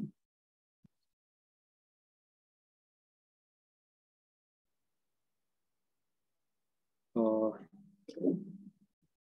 sebenarnya ada yang punya kontak saya nggak? Tolong ketik aja. Tias, tolong ketik di Zoom aja ya, buat India. Oke. Saya jawab pertanyaannya. Pertama, profilkan risiko bencananya itu dengan sangat-sangat detail. Karena kalau kamu membeli kucing dalam karung, itu ada biaya yang harus kamu keluarkan untuk risiko yang sebenarnya nggak ada. Itu tuh, satu tuh. Kalau kamu bicara sama BPBD Jakarta hari ini ya, coba tunjukkan peta risiko banjir gitu. Dia akan sampaikan itu dalam level RT RW. Itu tuh resolusi paling tinggi yang bisa mereka provide. Sedangkan tadi di Sena saya memperlihatkan udah eksak itu kan, yang Mas Edi teman-teman hasilkan gitu. Itu satu. Mungkin 5, 6, 7 tahun lalu, kalau kamu tanya ke BPBD Jakarta, Jakarta itu merah semua. Artinya, kamu harus bilang ke orang masyarakat Jakarta, se-Jakarta beli asuransi banjir ya, gitu. Se-Jakarta loh. Padahal di Jakarta kan ada gunung kan? Gunung apa? Betul sekali. Jadi tidak semua wilayah di Jakarta itu rawan banjir ya. Ini jokes bapak-bapak, sorry. Itu tuh. Tidak semua orang bisa membuat peta banjir yang detail. Itu cuma kita yang bisa. Cuma orang-orang ilmu kebumian yang bisa. Oke. Itu salah satu aspeknya. Kemampuan tadi dalam geospasial, dalam menyajikannya itu dalam bentuk mudah dipakai orang, itu hal lain lagi tuh. Dan masih bisa kalian lakukan. Nah, ini saya tambahkan sedikit lagi nih. Salah satu obstacle dalam membangun Indonesia Tangguh Bencana itu adalah karakter bangsa. Kemarin saya sudah sebut beberapa hal ya. Teman saya kerja di LSF, NGO, aktif di Palu, melakukan pendampingan. Sorry ya, di-mute dulu.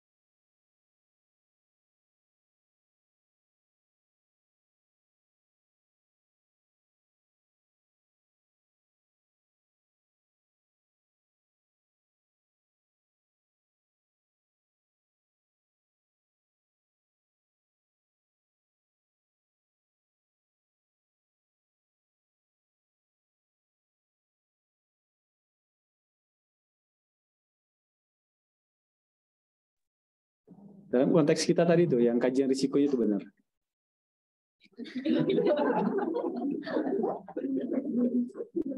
Sorry, India agak sensitif. Itu jadi aspek kajian risiko, aspek kebijakan publik, teman-teman di STAN kalau dia mau mengulik soal pembiayaan, Karena itulah birokrasi kita itu birokrasi mahal. Duit banyak habis di jalan, tenaga habis banyak di ngurus surat-surat segala macam. Prakteknya yang di Lombok 2018 itu agak lebih baik. Pemerintah itu mengucurkan dana ke yang namanya itu kelompok masyarakat. Kelompok masyarakat itu bisa diambil komunal apa saja yang sudah ada. Misalnya koperasi. Jadi tidak satu-satu dikasih oleh pemerintahnya gitu ya. Nah, warganya waktu itu diminta untuk membuat rekening BRI. Rekening BRI itu dikumpulkan ke organisasi masyarakatnya. Dan di sini mungkin agak tidak terlalu kentara siapa teman siapanya, siapa keluarga siapanya. Karena benar-benar per rekening nanti ditransfernya. Oke. Duit ditransfer ke rekening masing-masing. Kalian punya uang untuk membangun rumah sendiri. Ini isu lagi nih. Ternyata jumlah pasir di Lombok itu tidak banyak. Terjadi kelangkaan pasir. Terjadi kelangkaan tukang, batu bata. Oke? Spektrum ketahanan bangsa itu seluas itu. Nah, siap nggak para akademisi untuk memberi pondasi kebijakannya? Itu tuh. Ini kejadian nyata nih. Tukang di situ tuh mahal tiba-tiba harganya. Karena apa? Supply demand kan, karena market tuh. Didatangkanlah itu semen dari Bali, dari Surabaya, berkubik-kubik masuk ke Lombok. Karena itu. Jadi kalau kalian membayangkan Indonesia tahan bencana itu sebagai sesuatu puzzle yang besar, dan kalian adalah puzzle-puzzle kecilnya. Dan kita merasa berarti sebagai puzzle kecil itu saat paham blueprint besarnya apa. Misalnya Mas Edi nih ya, dia bisa bilang nih, saya adalah bagian utama dari ketahanan Jakarta terhadap banjir. Jadi clickbait tuh di YouTube tuh. Di akunnya YouTube Prodi Meteo kan.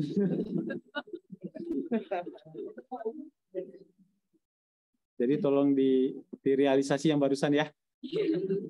Kalian kan biasanya jadi panitia kan. Itu tuh konteksnya itu.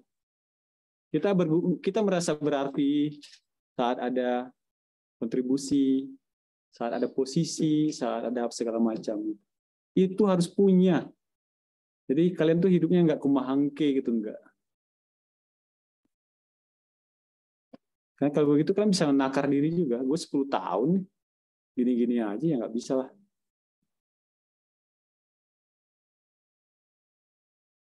Kemudian saya akan mengencourage kalian juga ya.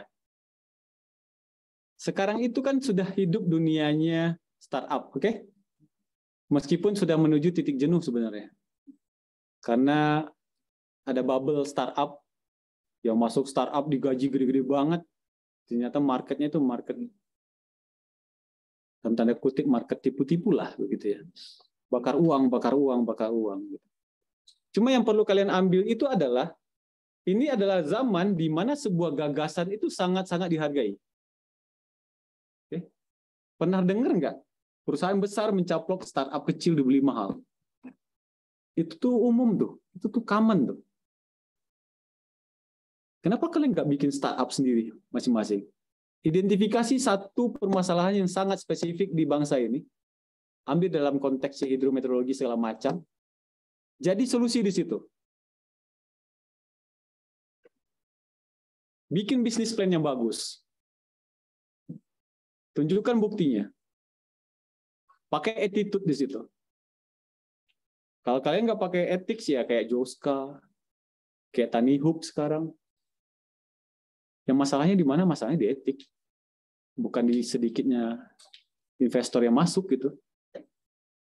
Gitu tuh, peluang kalian besar tuh. Untuk bikin startup ya. Dan ini tidak bicara Indonesia loh, kalau kalian bicara startup ya, gagasan ya. Kalian bisa dibeli Google, kalian bisa dibeli apa.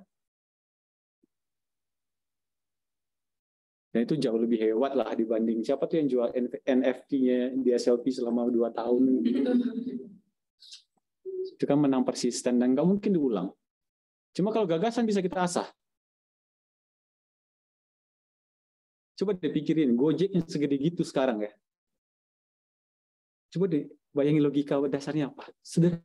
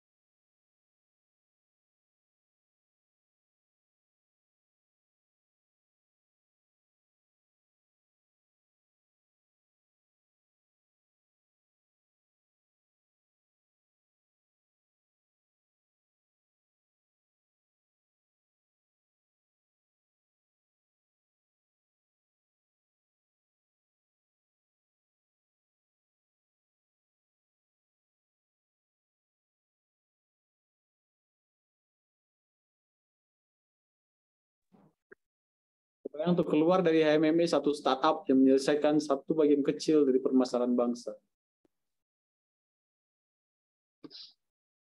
Ini contohnya aja ya. Gojek itu kan pakai aplikasinya Google yang geolocation, live location kan. Pernah nggak itu terbayang di teman-teman menjadi bagian dari early warning system? Oke. Kita peta ini tsunami, Pangandaran, tahu jalur evakuasinya. Oke. Kenapa saat gempa ke-trigger parameternya ada, warningnya muncul, setiap orang yang ada di Pangandaran itu muncul di HP-nya itu rute evakuasi Anda adalah ini. Kalian pernah nggak ngelewatin sebuah mall, tiba-tiba SMS masuk dari yang ada di jualan di situ? KFC, Kota Casablanca diskon besar-besaran. Padahal kita lewat dong depan itu. Pernah kepikiran gitu nggak? Jadi ide-ide kayak gitu tuh. Belum ada sekarang evakuasi di Indonesia itu berbasiskan live location. Tekniknya gimana, apa segala macam, itulah yang bisa diulik. Kayak begitu tuh. Cuma itulah ide gagasannya harus dikejar pertama kali. Oke, semoga menjawab tadi ya. Luar biasa. Bisa jadi ide virus. Nah, Majalaya tuh, coba tes di Majalaya. Pakai live location. Mungkin karena waktu sudah tepat juga, tidak apa-apa, kita akhiri saja. Satu terakhir deh kalau ada. Boleh. Waduh, dua, ya udah. Ladies first ya.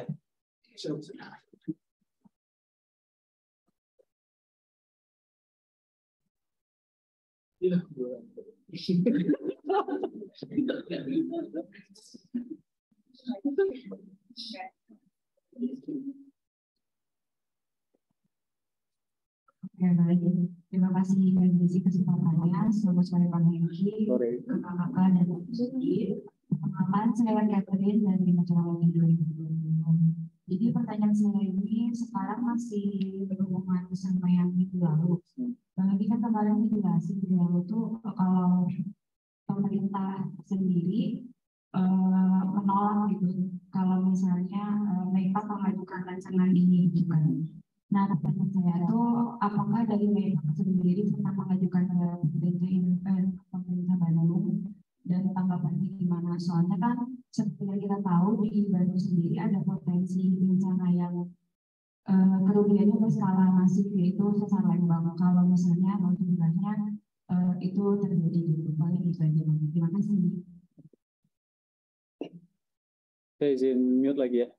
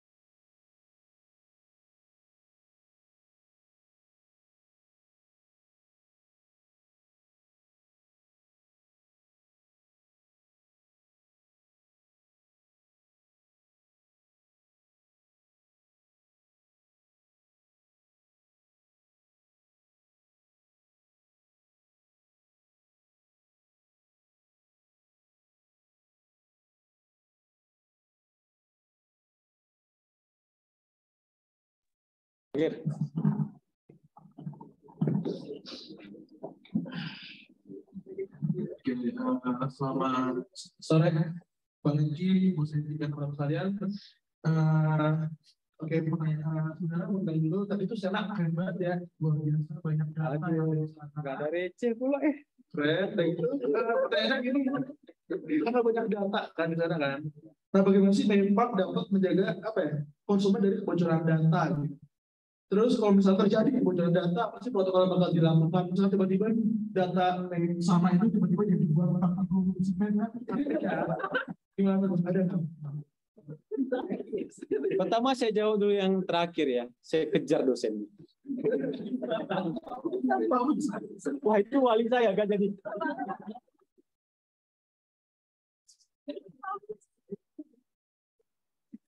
Isu soal security ya. Pertama kami melakukan itu berlapis. Pertama dengan melakukan autentifikasi, kamu harus login ke sebuah website, itu ada layer pertama. Datanya tidak akan bisa diakses orang. Itu pertama. Kedua, menerapkan apa yang namanya SSL Premium, Secure Socket Layer. Ini sama seperti yang diimplementasikan di internet banking, di BCA, Mandiri, BNI segala macam. Kalau kamu lihat, coba aja buka, itu ada tuh sertifikat SSL-nya di situ. Jadi logikanya gini, ini permukaan gitu ya. Kalau kamu cuma punya satu layer proteksi, datanya di sini. Oke. Kemudian kalau kamu punya, pernah lihat masuk ke website yang ada captcha-nya itu? Iya. Dia mundur ke sini nih, makin susah diambil orang. Kalau ditambah lagi yang soket, yang premiumnya, dia makin ke dalam lagi. Makin susah orang untuk ngediknya. Itu yang kami lakukan. Jadi Asena itu sudah dilengkapi dengan security website yang premium lah. Selain itu, kalau kita bicara soal keamanan sebuah website, itu ada namanya penetrating test. Saya bayar kamu sebagai hacker, tolong hack Sena. Itu tuh lumayan mahal tuh. BMKG itu nilainya 350 juta sekali pen test itu untuk sistemnya. Jadi dua itu yang kami lakukan. Satu, layer security-nya itu di premiumkan. Kedua, ada tes tambahan namanya penetrating test. Jadi hacker-hacker itu dibayar memang untuk ngehack. Makin banyak kebocoran yang kamu temukan gitu ya, si bayaranmu tuh makin besar. Nah, si SSL tadi itu kan disediakan oleh pihak ketiga. Dia tuh memberikan garansi, once kalau datanya bocor, kamu dapat berapa ratus ribu USD. Itu jaminannya.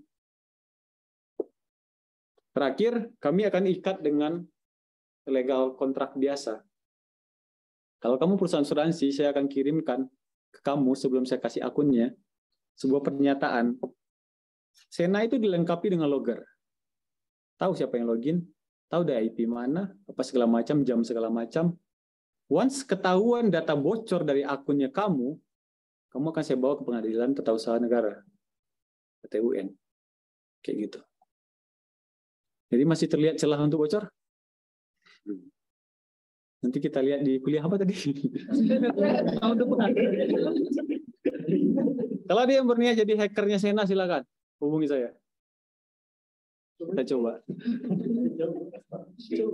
Coba. Baik, cukup. Ya, terima kasih, Lizzie. Bagai saya pertanyaan Oke, berikutnya teman-teman acara kita itu penjelasan sertifikat. Jadi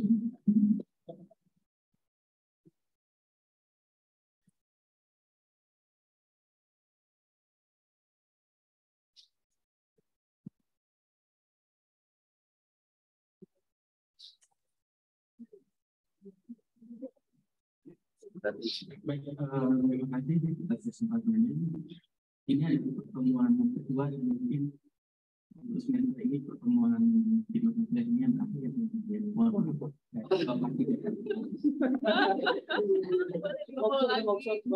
Kehimpunan. Minggu depan kita akan semoga tidak ada perubahan jadwal seperti yang tadi disampaikan Bu Niki. Minggu depan yang akan menyampaikan materi adalah Teh Arya ya.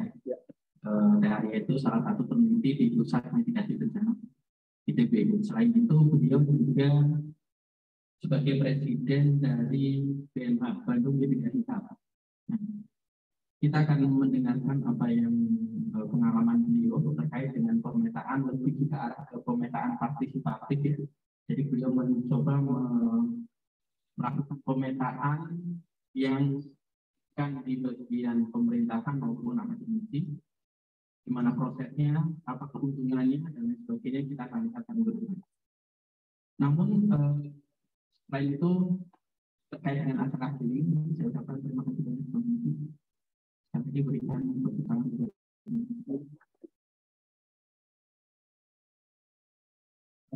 Dan ketua tangan lebih seperti ini. Aduh, receh. Kalau saya sih biasa aja. Oke, terima kasih Bang Anggi. Mungkin ini hanya sekedar apa ya? Apresiasi dari kamu. Gak bisa memberikan lebih, soalnya nanti malam kita nonton lagi. Sebagai modul silakan. Biasanya di Black Romantic apa? Nyawa. Itu punya romantisme. Baik, terima kasih atas bantuannya. Bentar. 1, 2, 3. Lagi. Tolong duduk. Betul kuliah hari ini.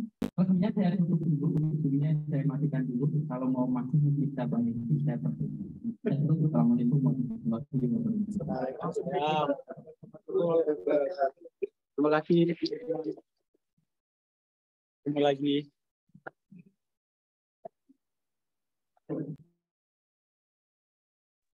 Ya. Iya, Bang.